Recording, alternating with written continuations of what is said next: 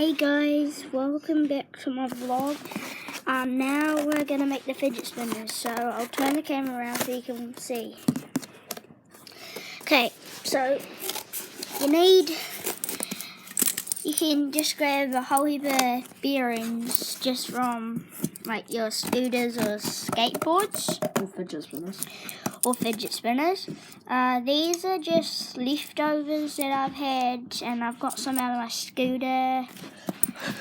Bought some. And we both have neon card fidget spinners, which is cool. And we both have these kind of fidget spinners. This one's mine, this one's Toby's. So this one's mine, and we'll be trying to make it.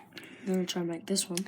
And we're trying to make, we're trying to make this one as well.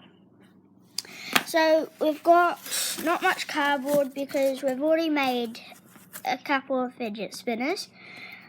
So hopefully we can make one. And yeah, I'll see you when we're finished.